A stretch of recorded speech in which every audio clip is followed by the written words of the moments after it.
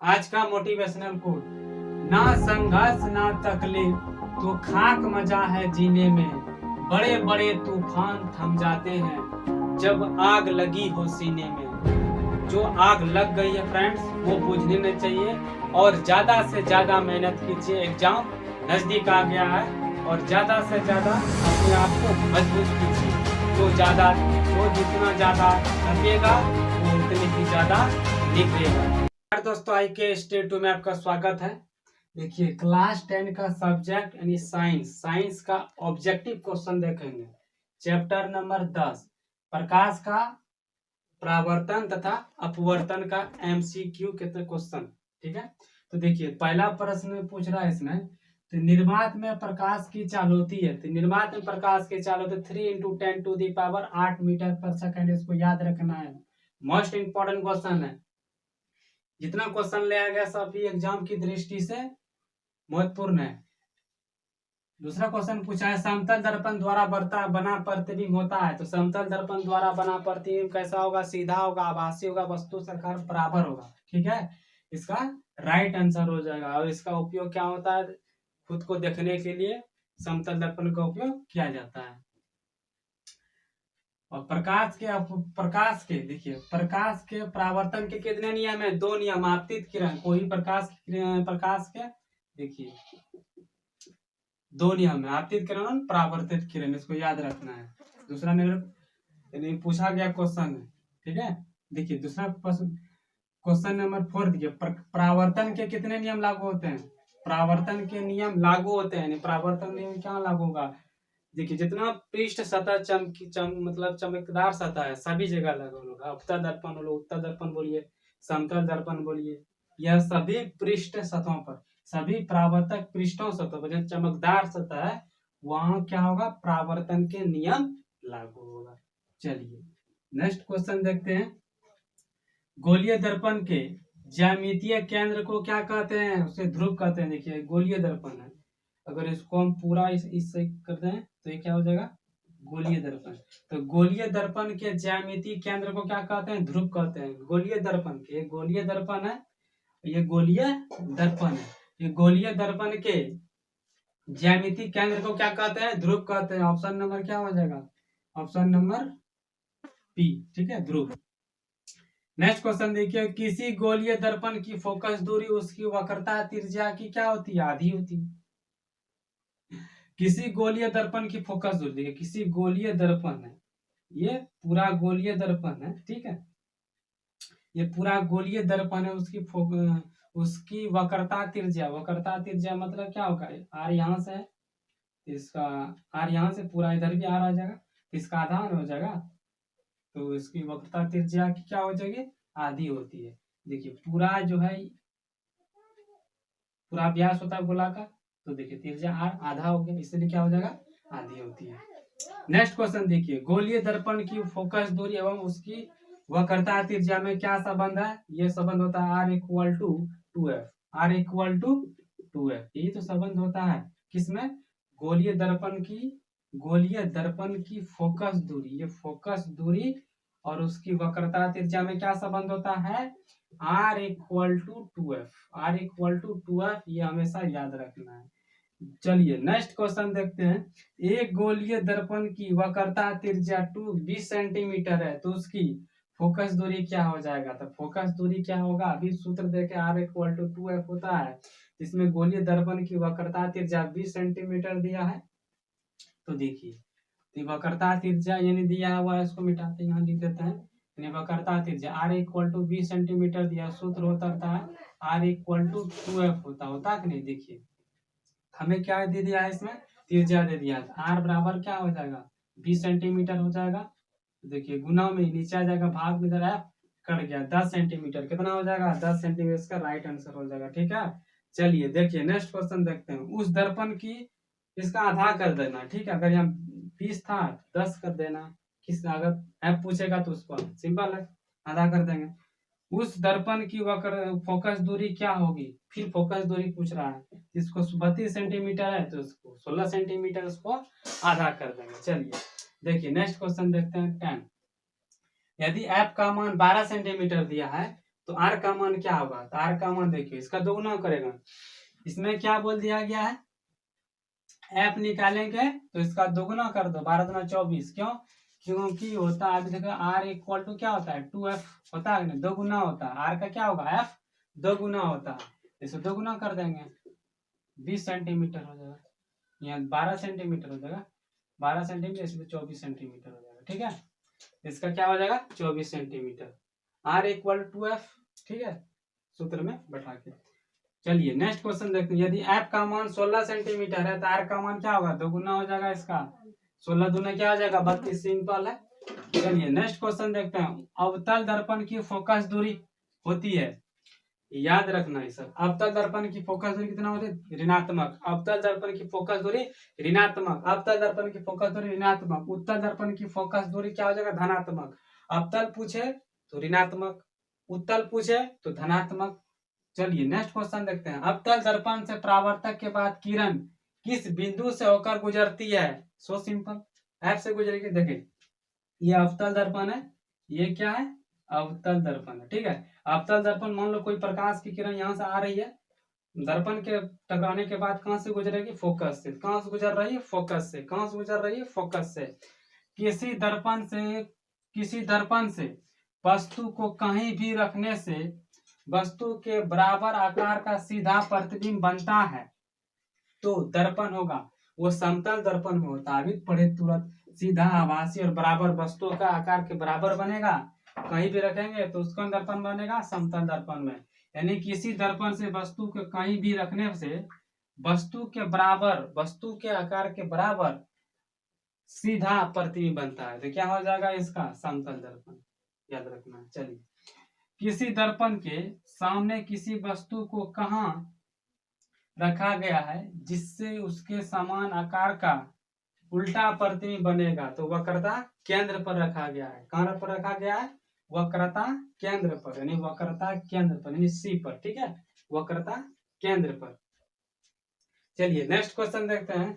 जब वस्तु अवतल दर्पण के वक्रता केंद्र सी पर हो तो प्रतिबिंब कहाँ बनेगा, ये प्रतिबिंब कहाँ बनेगा, ये प्रतिबिंब सी पर ही बनेगा। ठीक है, कहाँ बनेगा, सी पर। यानी जब वस्तु अवतल दर्पण के सामने, अवतल दर्पण के सामने वस्तु रखा, वस्तु केंद्र पर सी पर हो तो प्रतिबिंब कहाँ बनेगा, ये सी पर, वक्रता केंद्र पर ही बनेगा। चलिए, और इसको ध्रुव बोलते हैं। देखिए ये वक्र, ये अवतल दर्पण है, इसको प्रधान अक्ष बोलते हैं। और यहाँ से प्रकाश किरण आ रही है, प्रकाश किरण दर्पण से टकराकर कहाँ पर जाएगी, फोकस पर प्रतिशत करता है, फोकस से होकर गुजरेगी। तो देखिए, और ये हो जाएगा वक्रता केंद्र।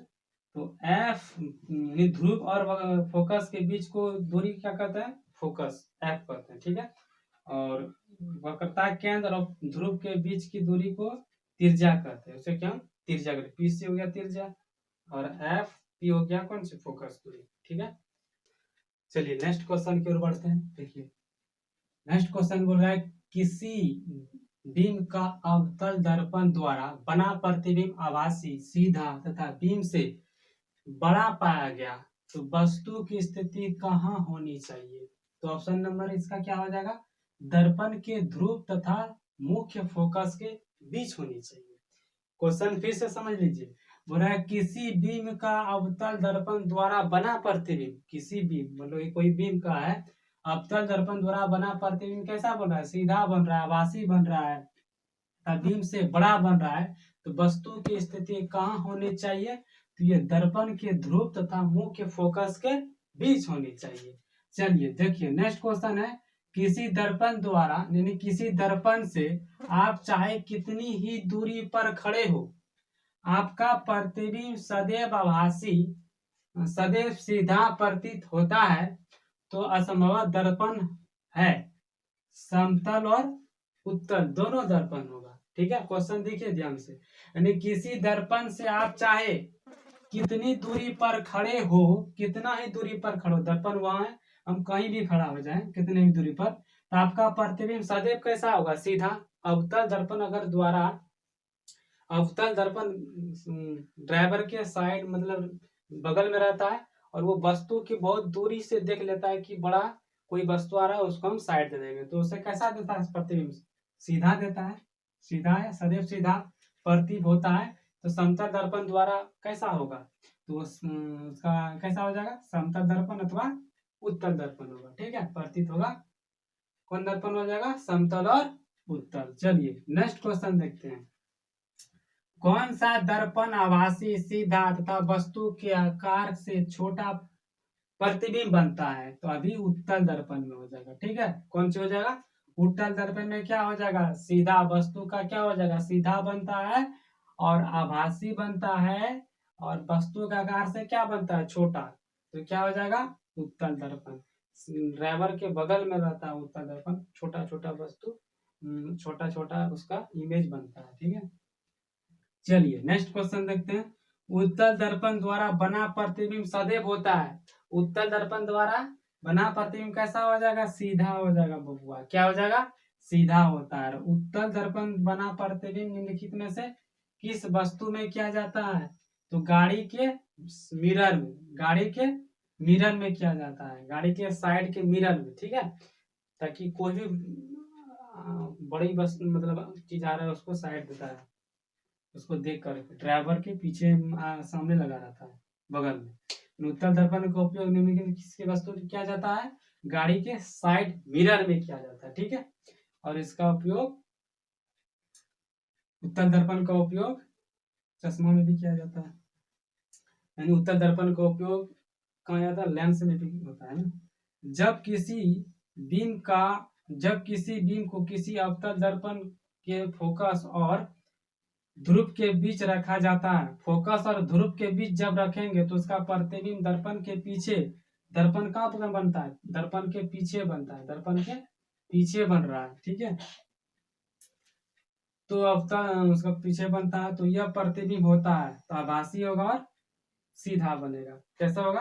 आभासी और सीधा। नेक्स्ट क्वेश्चन देखिए। किसी अवतल दर्पण में वस्तु कहाँ रखा गया है? फिर से देखो क्वेश्चन, इसका क्या पूछ रहा है? किसी अवतल दर्पण में वस्तु कहाँ रखा गया है जिससे उसका सीधा और आवर्धित प्रतिबिंब बनेगा? कहाँ बनेगा? ध्रुव और फोकस के बीच में। कहाँ बन जाएगा? ध्रुव और फोकस के बीच में बनेगा। ठीक है, चलिए नेक्स्ट क्वेश्चन देखिए। बरा उस दर्पण का नाम बताइए जो बीम का सीधा आवर्धित प्रतिबिंब बनता है। आवर्धित मतलब थोड़ा बड़ा बनता है। ठीक है, तो किसमें बनेगा? अवतल दर्पण में। जो अवतल दर्पण में क्या बनेगा? ये सीधा भी बनता है और आवर्धित थोड़ा बड़ा भी प्रतिबिंब बनता है अवतल दर्पण में। चलिए नेक्स्ट क्वेश्चन देखते हैं। किस दर्पण का दृष्टि क्षेत्र विस्तृत होता है? उत्तल दर्पण। उत्तल दर्पण क्या होता है? दृष्टि क्षेत्र विस्तृत होता है। उत्तल दर्पण का उपयोग लेंस में, मानव के लेंस में भी उपयोग किया जाता है, होता, मतलब मानव लेंस उत्तल लेंस का होता है। ठीक है, देखिए अवतल दर्पण का उपयोग किस वस्तु में किया जाता है? गाड़ी के हेडलाइटों में किया जाता है, दाढ़ी बनाने में किया जाता है, पनडुब्बी के बाहर की दृश्य को देखने में के लिए किया जाता है। ठीक है, आंख नाक कान डॉक्टर, आंख नाक कान डॉक्टर, इसका अवतल दर्पण का उपयोग किया जाता है देखने के लिए। ठीक है, चलिए नेक्स्ट क्वेश्चन देखते हैं। वाहनों में पश्च दृश्य दर्पण के रूप में किस दर्पण का उपयोग किया जाता है? अभी तुरंत पड़े उत्तल दर्पण। ठीक है, बगल में जो लगा रहता है। वाहनों के अग्रदीपों में किस दर्पण का उपयोग होता है? मान लो कोई गाड़ी है, वाहन, तो देखिए ये वाहन हो, ये जो वाहन है, इसमें बड़ा वाहन मतलब गाड़ी, वाहनों के अग्रदीपों में, ये आगे वाला भाग में किस दर्पण का उपयोग किया जाता है? शीशा लगा रहता है। ठीक है, किस दर्पण का उपयोग किया जाएगा? अवतल दर्पण।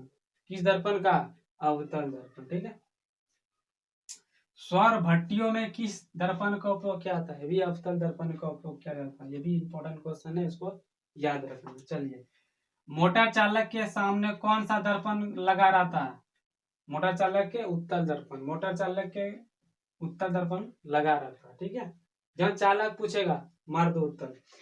सोलर कुकर में किस दर्पण का उपयोग किया जाता है? अवतल दर्पण का उपयोग किया जाता है। ठीक है, चलिए, हजामत बनाने के लिए किस दर्पण का उपयोग किया जाता है? हजामत बनाने के लिए किस दर्पण का उपयोग किया जाता है? तो अवतल दर्पण का उपयोग किया जाएगा। ठीक है, दाढ़ी बनाने में हजामत बनाने में बात बराबर ही है, इसलिए क्या हो जाएगा, अवतल ही दर्पण का उपयोग किया जाता है। चलिए नेक्स्ट क्वेश्चन देखते हैं।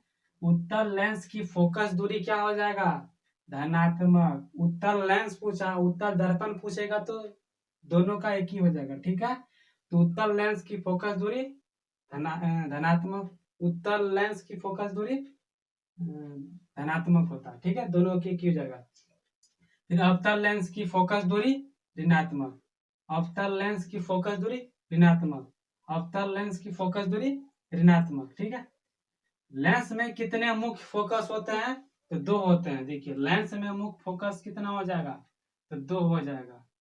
लेंस में मुख्य फोकस कितने होते हैं, दो होते हैं। ठीक है, देखो ये यहाँ से प्रकाश किरण आ रही है, तो ये फोकस से गुजरेगा ना, फिर यहाँ क्या हो जाएगा, ये भी, और इधर से भी प्रकाश किरण आ रही है, और ये भी कहाँ से गुजरेगा, फोकस से गुजरेगा। ठीक है, इसको यहाँ से, ये भी फोकस से, इसको F1 बोलते हैं और इसको F2। ये क्या हो रहा है, आभासी हो रहा है। ठीक है, डैश डैश में गया है। देखिए वही पूछ रहा है, लेंस में कितने मुख्य फोकस होते हैं, तो दो होते हैं, F1 F2 होते हैं। ठीक है, लेंस में कितने वक्रता केंद्र होते हैं, तो देखिए ये भी, इधर भी केंद्र वक्रता केंद्र होता है, इधर भी केंद्र, दो होते हैं। कितने होते हैं, लेंस में कितने वक्रता केंद्र होता है, दो केंद्र होते हैं। ठीक है, अवतल लेंस की क्षमता होती है, देखिए अवतल लेंस का क्षमता पूछ दिया, फिर क्या पूछ, फोकस दूरी पूछा था, फोकस दूरी पूछा था, फिर क्या पूछ दिया, क्षमता पूछेगा तो वही हो जाएगा। अवतल पूछेगा तो ऋणात्मक, उत्तल पूछेगा तो धनात्मक। कौन सा लेंस के अभिसारी लेंस कहते हैं, वैसा आप तो उत्तल लेंस के अभिसारी लेंस भी कहते हैं। चलिए मिलते हैं नेक्स्ट वीडियो में। जय हिंद।